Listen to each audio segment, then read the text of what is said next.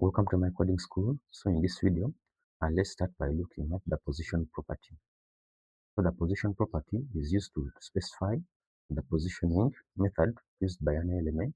So here, I'll create two divs, div with the class of div1, and then I'll put in section 1, and then I'll duplicate this, and then set this to div2, and then section 2, like so. And then if I save, you'll see now that we have section 1 and then section 2. So now I'll go into the CSS file, and then I'll start by getting the div1. Then I'll set the border to 1 pixel,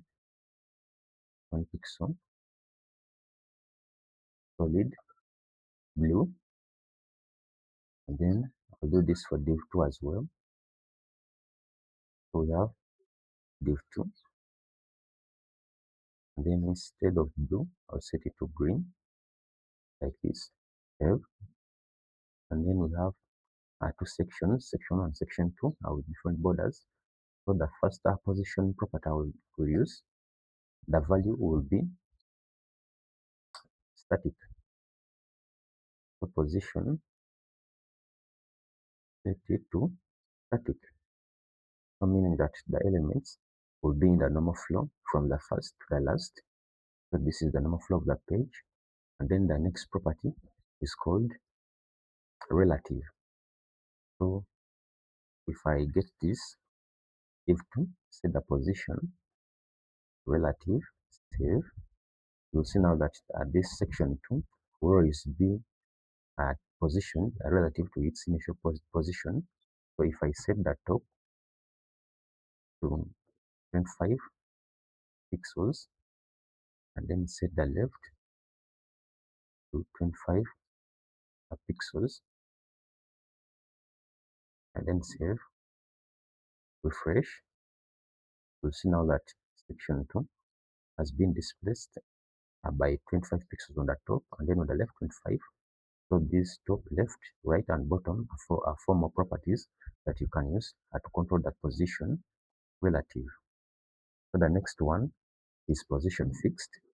For example, I'll get this div1, and then I'll set it to the position fixed, and then I'll set the bottom right. The bottom will be on the right, and then the left,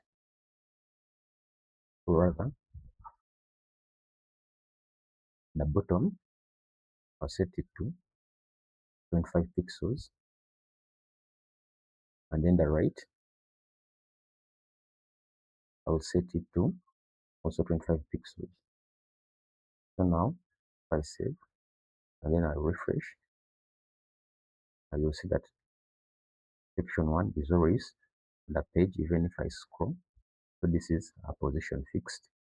And then let's look at the next one, which is position absolute. So here, if I change this to position absolute,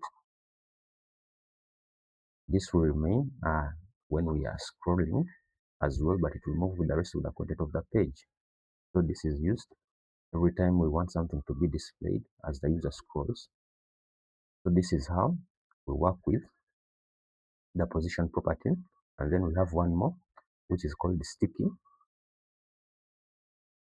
So I will change div2 to sticky. Save, then refresh, and then you'll see that section 2 will always stick, but inside the parent element. So these are some of the properties that you can use to work with the layout of a page. So this is it for this series. I'll see you in the next one.